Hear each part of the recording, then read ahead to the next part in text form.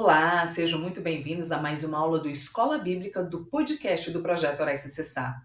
Eu sou Michele Munaretti e se for o seu primeiro contato com o Projeto Orais Sem Cessar, te convido a conhecer as orações dos Salmos do site www.projetoraissemcessar.com ou na nossa página do Facebook e Instagram. Ouça também no Spotify. Hoje é a nossa quarta aula do Escola Bíblica. Nós estamos estudando os Evangelhos. Hoje vamos falar especialmente do Evangelho de Mateus.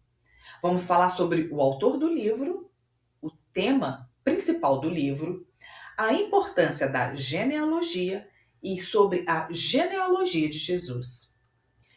Bem, o primeiro livro do Novo Testamento é considerado por muitos o livro mais importante da Bíblia.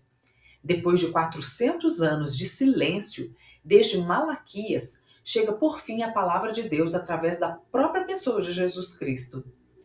O período entre o livro de Malaquias e o início do livro de Mateus é conhecido como período interbíblico ou período intertestamentário.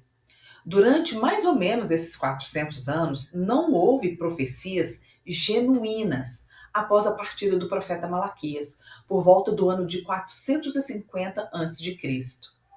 Esse intervalo entre os dois testamentos da Bíblia cristã é frequentemente chamado de anos de silêncio, porque não há registro de profecias nesse período. Os escritores bíblicos profetizaram esse período de silêncio mencionando-o no Salmo 74, versículo 9. Está escrito assim: já não temos os milagres que esperávamos, não há mais profetas e ninguém sabe quanto tempo isso vai durar. Também foi escrito no livro de Amós, no capítulo 8, versículo do 11 ao 13. Está chegando o dia em que mandarei fome pelo país inteiro. Todos ficarão com fome, mas não por falta de comida, e com sede, mas não por falta de água. Todos terão fome e sede de ouvir a mensagem de Deus, o Senhor. No Antigo Testamento temos o Velho Concerto. Em Mateus temos o início do Novo Concerto. No Antigo Testamento encontramos as antigas promessas. Em Mateus, o cumprimento delas. O Evangelho de Mateus é o elo histórico entre o Antigo e o Novo Testamento. Mateus é o livro central, unindo o Antigo Testamento ao Novo.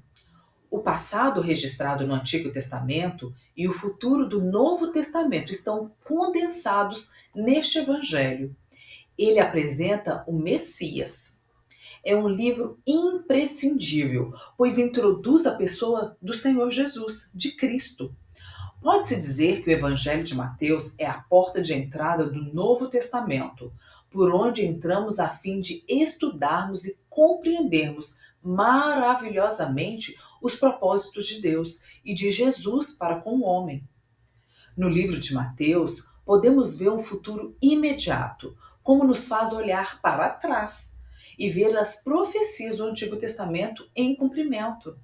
Mas Mateus mostra-nos uma relação entre o Senhor Jesus e as predições dos profetas a seu respeito, além de introduzir o ensino fundamental sobre a igreja. A narrativa de Mateus tem como objetivo mostrar Jesus como Rei de Israel. Já no início do livro, ele destaca o ministério redentor do Messias para com seu povo Israel. No final do livro, vemos Jesus dando ordem aos seus discípulos a pregarem a todas as nações. O livro foi escrito por um judeu para judeus, a fim de expor o ensino sobre o reino de Deus, principalmente através de discursos, descrevendo o rei de Israel, que é também o Messias e Salvador. Bem, o autor do livro, segundo registro sobre Mateus, isso a gente sabe muito pouco sobre ele, tem muito pouco registro sobre ele, além de um punhado de menções nos evangelhos.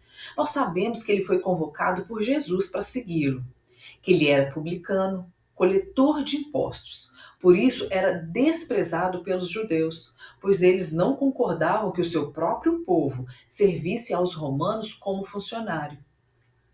Mas o seu trabalho como coletor de impostos foi essencial, pois Mateus era habituado a anotar fatos em sua função, o que provavelmente contribuiu para que ele pudesse escrever o livro.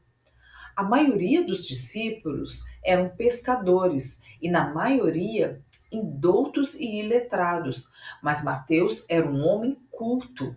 Ele conhecia as leis e a história romana e judaica, sabia aramaico e grego. Apesar de haver quem julgue que Mateus não escreveu o primeiro evangelho, pois no livro não consta o nome do seu autor, a tradição cristã o atribuiu a Mateus, também conhecido como Levi. Um dos fatores discutidos pelos críticos é com relação ao idioma em que o livro foi escrito. Existe a possibilidade de que o livro de Mateus tenha sido escrito em grego e hebraico. Sendo assim, não existem argumentos realmente convincentes para contestar a autoria do livro por Mateus. Por isso, Mateus continua sendo o autor mais aceito entre os estudiosos, desde os mais antigos até os mais modernos. A data provável que o evangelho foi escrito estima-se que foi entre o ano de 60 depois de Cristo a 70 depois de Cristo. O tema do livro de Mateus é apresentar Jesus como o Messias, o Filho de Deus. É descrito no Evangelho o cumprimento das profecias anunciadas pelos profetas do Antigo Testamento. Disse que Mateus, depois da ascensão de Jesus, pregou na Palestina pelo espaço de 15 anos. Viajou dali para outros países e, conforme a tradição histórica, morreu como Marte na Etiópia. Como acontece com a maioria dos apóstolos, é difícil dizer exatamente como Mateus morreu. Há vários relatos conflitantes sobre sua morte. Bem, agora nós vamos falar sobre o tema do livro. O tema do livro se encontra no próprio livro de Mateus, no capítulo 27, versículo 37. Este é Jesus, o Rei dos Judeus. Esse evangelho foi escrito preocupando-se com os judeus, com a finalidade de convencê-los de que as profecias antigas tinham se cumprido em Jesus Cristo, o Messias tão aguardado por eles. Por isso, há tantas referências às profecias do Antigo Testamento. Contém pelo menos 129 citações ou alusões ao Antigo Testamento. Tudo isso aconteceu para que se cumprisse o que foi dito da parte do Senhor pelo profeta. Essa declaração ocorre pelo menos 16 vezes, com o propósito de mostrar como as profecias do Antigo Testamento se cumpriam em Jesus. A palavra reino é encontrada 56 vezes no Evangelho de Mateus, e a expressão reino dos céus só é encontrada nesse Evangelho. Bem, a genealogia do rei. Você sabe qual a importância da genealogia bíblica e por que Mateus começa o livro com uma extensa genealogia? Pois bem, para os judeus, a árvore genealógica era algo sumamente importante. Era a maneira mais comum de começar a abordar a história da vida de qualquer descendente de Abraão. Por meio da genealogia, era possível incluir o direito de herança e de propriedade, como também do sacerdócio. A relação de nomes era importante para definir quem seria o líder entre eles e que se destinavam ao propósito de Deus. Os judeus enfatizavam a pureza genealógica. Isso constituía fator primordial, pois para os judeus, aqueles que não traçavam sua hereditariedade, linhagem até Abraão, eram considerados gentios.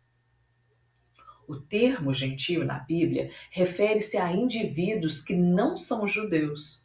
No Novo Testamento, a inclusão de gentios no cristianismo foi um tema importante, e o termo gentio foi utilizado para se referir a não-judeus, que se convertiam ao cristianismo. Já no Antigo Testamento, o termo gentio era utilizado para se referir a outras nações e povos, muitas vezes como uma forma de distinguir os judeus de outros grupos.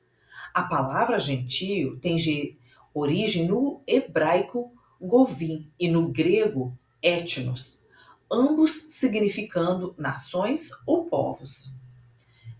Bem, agora sobre a genealogia de Jesus. A genealogia de Jesus está relatada nos livros de Mateus e Lucas. No Evangelho de Mateus, está dividida em 3 grupos de 14 pessoas cada. Os 3 grupos genealógicos abrangem 3 épocas da história judaica. O primeiro nos leva de Abraão ao rei Davi. Deste grupo originou-se Israel como nação. O segundo grupo vai até o exílio babilônico. E o último grupo apresenta a pessoa de Jesus que chega para libertar o povo e transformar a tragédia em triunfo. Os 2 personagens mais importantes da genealogia de Jesus são Abraão e Davi. Da descendência de Abraão, Jesus é o cumpridor do concerto de Deus com aquele patriarca. No livro de Gênesis, no capítulo 12, versículo 2, está escrito: de ti farei uma grande nação, e te abençoarei e te engrandecerei o nome, registrando a primeira promessa de Deus a Abraão. Na descendência de Davi, Jesus é o herdeiro do trono. No livro de Jeremias, no capítulo 23, versículo 5, está escrito: eis que vem dias, diz o Senhor, em que levantarei a Davi um renovo justo, e rei que reinará, e agirá sabiamente, e executará o juízo e a justiça na terra. Não podemos deixar de se destacar que na genealogia do livro de Mateus contém nomes de mulheres, o que não ocorria nas genealogias dos judeus. As 4 mulheres, Tamar, Raabe, Ruth e Batseba, são mencionadas. Destas, pelo menos 3 eram gentias, Tamar, Raabe e Ruth. Como isso era fora de costume, talvez tenha sido feito para indicar que Deus não se limita aos israelitas. Glória a Deus. Mas estende-se seu plano de salvação a todos os povos, mostrando a grandiosidade da salvação que o Messias trazia. Mateus mostrou em seu evangelho que o Senhor realmente não faz acepção de pessoas, quebrando as barreiras socio-religiosas entre os judeus e gentios, a barreira contra a mulher, contra santos e pecadores, pois Deus ama todas as pessoas e Jesus veio salvar a todos.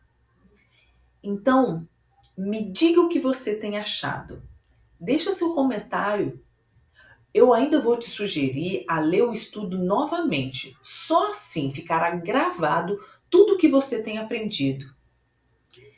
E por hoje é só. Acompanhe as próximas aulas do Escola Bíblica do Projeto Orais Sem Cessar.